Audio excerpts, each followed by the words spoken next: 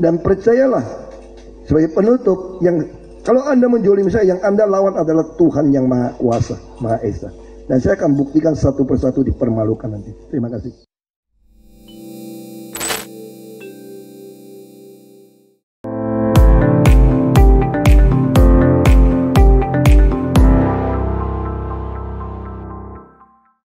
Jumpa lagi bersama saya, Yusuf Muhammad. Ada peribahasa mengatakan, siapa yang menanam, maka dia juga akan menuai. Artinya apa? Artinya jika seseorang menanam kebaikan, maka ia juga akan menuai kebaikan. Dan sebaliknya, jika seseorang tersebut menanam kejelekan, maka ia juga akan menuai hasil yang jelek. Nah, percayakah bahwa di dunia ini juga ada yang namanya karma, bos? Dan karma itu bisa terjadi kepada siapapun, bisa menimpa kepada siapapun. Mau dia orang biasa, mau dia seorang ustadz, mau dia seorang kiai, atau siapapun dia, maka karma bisa saja menimpanya.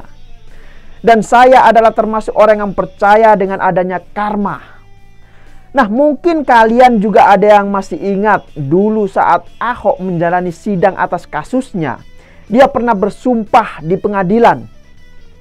Katanya, percayalah sebagai penutup, kalau Anda mendolimi saya, yang Anda lawan adalah Tuhan yang Maha Kuasa, Maha Esa. Saya akan buktikan satu persatu dipermalukan. Begitu kata Ahok di pengadilan. Dan sekarang kita bisa melihat orang yang dulu pernah mendolimi Ahok, kini mereka mulai satu persatu dipermalukan oleh Tuhan. Ya, coba saja perhatikan misalnya si AA yang kemarin. Dia ini telah dipermalukan oleh anaknya sendiri akibat akhlaknya yang ternyata ini tidak sesuai dengan lagu ciptaannya, jagalah hati jangan kau kotori. Kemudian kemarin Imam Baliho Rizik Syihab yang menjadi pesakitan di kursi pengadilan. Rizik ini kembali menjalani persidangan atas kasus-kasusnya. Dia dituntut oleh jaksa penuntut umum dengan hukuman 6 tahun penjara atas kasus kebohongan hasil swab tes di Rumah Sakit Umi Bogor. Nah, jaksa penuntut umum menyatakan Rizik Syihab ini bersalah karena telah melanggar pasal 14 ayat 1 Undang-Undang Nomor 1 Tahun 1946 tentang peraturan hukum pidana. Rizik dianggap telah melakukan tindak pidana pemberitahuan atau pemberitaan bohong karena menyatakan kondisinya sehat meski terkonfirmasi positif COVID-19 saat dirawat di RS Umi Bogor pada November 2020 lalu. Nah, lucunya saat sidang pembacaan pledoi atau nota pembelaan, Rizik ternyata sempat menyebut nama Ahok alias Basuki Cahayapurnama sebanyak 7 kali, bos. Bukan hanya nama Ahok, tetapi juga ada nama mantan Kapolri Tito Karnavian. Kemudian ada nama Hendro Priyono dan Dias Hendro Priyono. Rizik juga menuding bahwa Dias Hendro Priyono terlibat dalam kasus koitnya 6 laskar baliho di jalan tol. Bahkan ada juga yang paling lucu, teman saya Denny Siregar ini juga disebut sebagai buzzer RP yang kebal hukum, bos. Padahal selama ini yang kebal hukum itu kan Rizik Syihab, ya kan? Nah, semua juga tahu dari sekian banyak kasus Rizik Syihab yang dilaporkan ke pihak kepolisian, cuma beberapa kasus saja yang diproses hingga masuk ke pengadilan. Nah, jujur saja Rizik ini sebenarnya pengecut, bos. Dia hanya terlihat berani karena merasa punya banyak massa. Padahal menurut saya massanya itu hanyalah minoritas saja. Hanya sebagian kecil, bos. Nah, saya jadi teringat kasus Ahok. Saat itu Rizik menggunakan kekuatan massa untuk memaksa penegak hukum di negeri ini untuk memenjarakan Ahok. Dan sekarang ini massa pendukung Rizik ini kembali memaksa dan mencoba untuk intervensi pengadilan. Tapi kali ini bukan untuk memaksa memenjarakan Ahok, melainkan memaksa untuk membebaskan Rizik dari segala tuntutan hukum. Jadi kalau dulu kekuatan massa itu digunakan untuk memenjarakan Ahok, sekarang ini kelompok yang sama ingin menggunakan kekuatan massa untuk memaksa Rizik agar dibebaskan. Lah kok enak? Apa mereka pikir hukum ini milik nenek moyang mereka? Sehingga mereka bisa dengan seenaknya memaksakan sesuatu dengan keinginan mereka. Ahok dan Rizik ini bagaikan langit dan bumi, bos. Dari Ahok kita bisa belajar apa yang diucapkan ini sesuai dengan tindakan. Sedangkan dari Rizik Syihab justru sebaliknya. Bahkan yang membuat kita tidak habis pikir, ya kan, mereka, kelompok pendukung Rizik Syihab ini bisa dengan leluasa menggunakan ruangan pertemuan dalam gedung DPRD Kota Bogor untuk mengancam dan memaksa penegak hukum di negeri ini agar segera membebaskan Rizik dari segala tuntutan hukum. Lah ini apa-apaan, bos?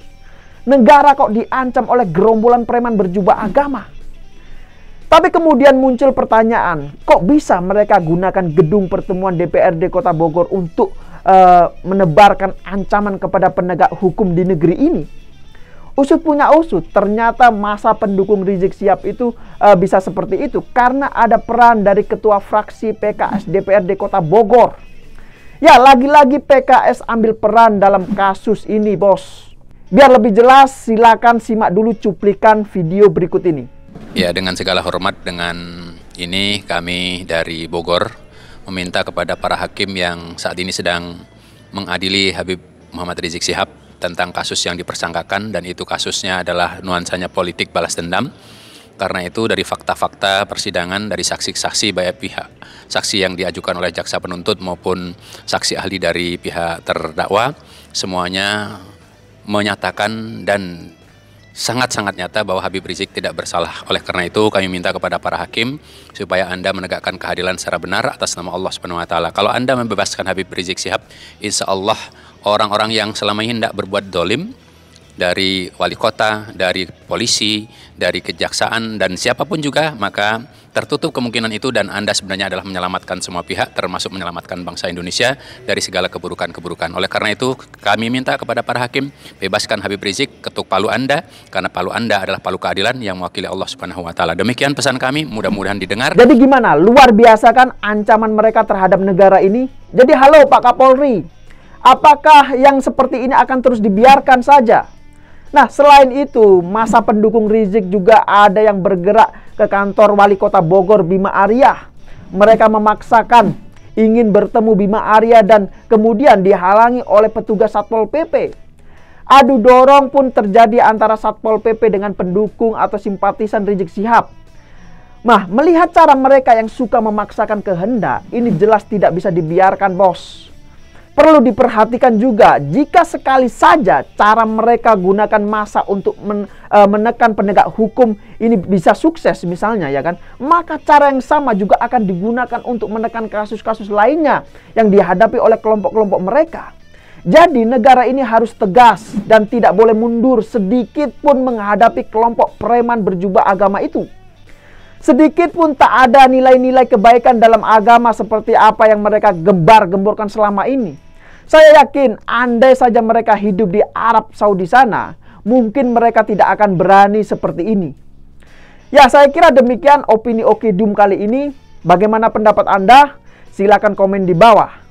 Nah, tapi sebelum saya akhiri opini dalam kesempatan yang baik kali ini, saya ingin menyampaikan pesan buat kita semua. Tetap semangat untuk melawan para preman berjubah agama. Dan jangan lupa untuk terus jaga NKRI. Terima kasih sudah menonton. Jangan lupa untuk like, komen, dan share sebanyak-banyaknya video ini.